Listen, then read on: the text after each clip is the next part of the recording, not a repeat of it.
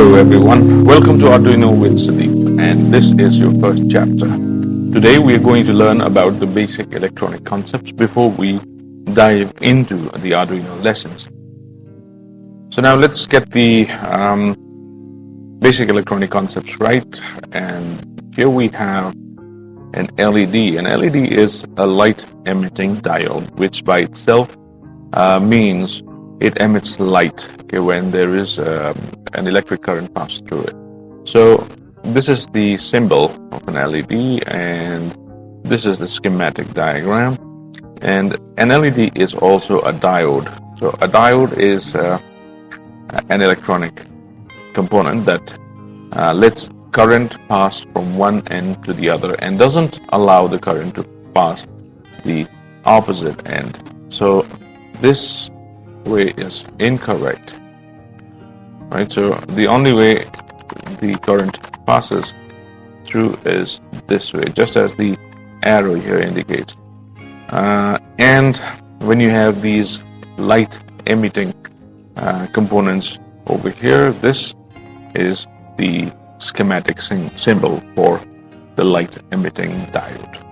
And now let's look into it a bit further, and we see the anode, or the positive end, is always the blunt part of the arrow, while the sharp end is the negative, that is the cathode. So now if you were to connect this in a circuit, you will have a connection something like this. So this would be your battery. Okay, and this is how you would connect it. Alright, and when we talk about connecting this circuit, we will try connecting it using a breadboard, something called a breadboard. Okay, this is what a breadboard looks like. So you can see rows and columns, and 1, 2, 3, 4, 5 to 30. These are rows, and they are separated by a divider. So what you need to remember is these rows are interconnected from the inside. So if you place anything over here, that is 3 of A, 3 row, column A, and anything over here, anything placed over here is also connected because they are in connection. But 3 of A is not connected to, say, 4 of C, because these are different rows. So it has to be in the same row, it has to fall in the same row to be connected. But if we are to connect 4E to, say, 4F, there is no connection because of this divider, right? But let's look at the column here, and these are called the power rails because, as you can see, it's positive and negative, right? That's how it's denoted. So these rails are interconnected. Even though you see a small divider, these are not dividing anything at all. So whatever you connect over here, and you have some electronic component over here, it's still connected. Okay, so these are in order to place the power of the battery. Okay, say you put plus 5 volts over here, and you put negative, or say ground, over here. Alright. Now let's look at that in another figure, and you can see the same thing. Don't mistake this for columns just because it's inverted. The thing is, you have to start from here. So 1, 2, 3, 4, these are rows, and while A, B, C, D, E, F, G, H, these are columns. Another figure for the same thing. So these are connected like this in a row, and these are connected as power rails, as columns. And let's look at how your circuit would look after it's connected in the breadboard. So we have 3 LEDs over here, but we'll just be using one LED. So have you noticed there is a thing called a resistor that is passing through the LED? So not through the LED, but that is connected to the LED, and it passes from there to the power rails of the Arduino Uno. Let's discuss about resistors first. So what are resistors? So as you can see, this is the symbol schematic for a resistor, while this is an actual resistor. And you have color bands, 1, 2, 3, 4 color bands. So these are used to get the values of the resistor. Now, the values of resistor is denoted with an ohms. Okay, say you have 100 ohms, or you can have 1k ohms, that is 1000 ohms. So it goes on like that. And what does a resistor do? A resistor actually helps lower the current or from the battery to the component that is connected that you're trying to load. Say for example you have a 9-volt battery and you want it in this circuit. Okay, once you have a 9-volt battery, so this is the symbol for a battery, and this is negative, this is positive. So if this was just 3 volts, then the LED would glow and nothing would happen. Okay, but what if this is a 9 volts battery? If it's a 9 volts battery, it's too much for this LED, which has a voltage rating below 3 volts. So how do we reduce the voltage and the supply of current so that the LED does not burn up? We add a resistor, right? Just like this over here. Now the circuit is complete and the LED glows and nothing happens to the LED and it's all perfect. Now let's look at Arduino Uno. So this is a microcontroller. So this is a platform that can be used to program different kinds of circuits, and you can make different projects using this microcontroller. And so if you look over here, you see the heart of this microcontroller, that is the Apogee. The Apogee 328P. Okay, yeah, don't mind my handwriting.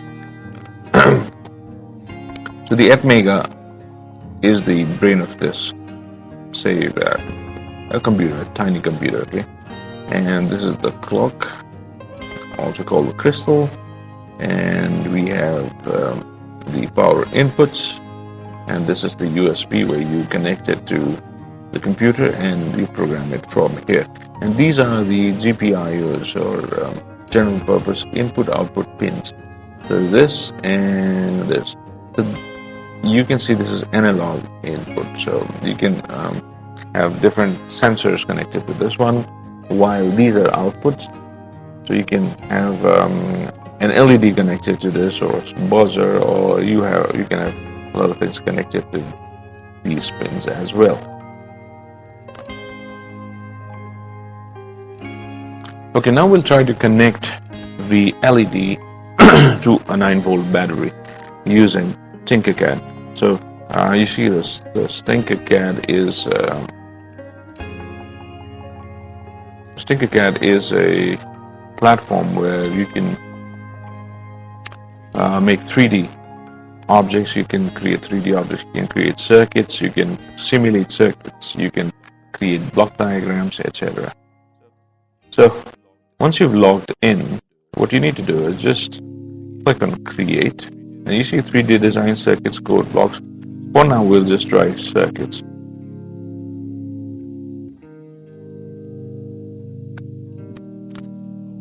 Okay, so now we have this workspace where you can drag and drop these components over here, and once you're done with that, you can also code it and you can start the simulation just like in a real world scenario. So now what we're going to do, we are going to drag and drop a breadboard over here first. Let's rotate the breadboard. Okay, and let's place it somewhere over here. That's fine. And now we'll drag an LED. Okay, now mind you, when you drop an LED over here, what happens is See, as you can see, when I hover over it, it says it's connected. All these are connected, right? So now if I do that, the positive and negative end of an LED is connected, which would result in a short circuit. So instead of placing it like this, I can either place it like this and use a wire to connect them up, or what I can do is I can just click on this and rotate it 90 degrees, and here you have it. So now this is the the cathode, and it's connected to row 5, and this is an anode that's connected to row 6. So now they are separate. Now we will connect a resistor in the cathode, and that goes so you should know that resistors do not have any polarity, so there is no negative or positive. Now since you know this is the anode or the positive leg of the LED, if we drag and drop the resistor over here to the same connection, now the resistor is connected to the other end, is connected to row number 10. Now this has to go to the positive end because it is connected to the positive leg of the LED. Okay, so we'll take the 9-volt battery, and since we know this is the positive, we connect it to the positive. While this is negative, we connect this to the negative. Now how do you find out whether this circuit will work or not? So for that, we need to just click on Start Simulation and see there is a glow. Okay, so this is how you connect an LED using a resistor and a 9-volt battery in a breadboard and make the circuit connection. Now let's stop the simulation, and we'll try to alter the value of the resistance. We have right now 1 kilo ohms resistance. We can also change the name of this resistor. Okay, let's put it as R1 and save it as R1. And say, for example, we have 100 or 1000 kilo ohms. Look at the color of the color bands. It changes. So if you have 470 ohms, it's going to change. Okay. Now let's start the simulation with 470 kilo ohms. Oh, now you can see it is very dim. The LED is very, very dim. Now let's stop it. Let's put 100 ohms. Change the kilo ohms to ohms. Let's start the simulation again. Now see, you can see the LED light up very brightly, but there's a warning message. What does it say? It says that the current through the LED is 65 milliamps. So recommended maximum is 20 milliamps. So what it's suggesting is there's a lot of current going through the LED. So in order to not spoil the LED in the long run, we need to put a resistance value that is actually comfortable. Put the resistance value that is actually suitable for this circuit. So look at that, 10 ohms, and the LED is broken. So current through the LED is 395 milliamps, which absolute maximum is 20. So it destroyed the LED. So instead of that, what we'll do is we'll just put it to 1 kilo ohms, and yeah, the problem is solved.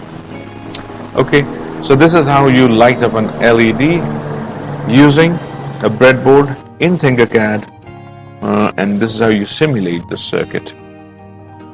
So next chapter we are going to learn about Arduino and how to connect the same circuit in Arduino, and then we will try to write a code in order to switch on or off the LED.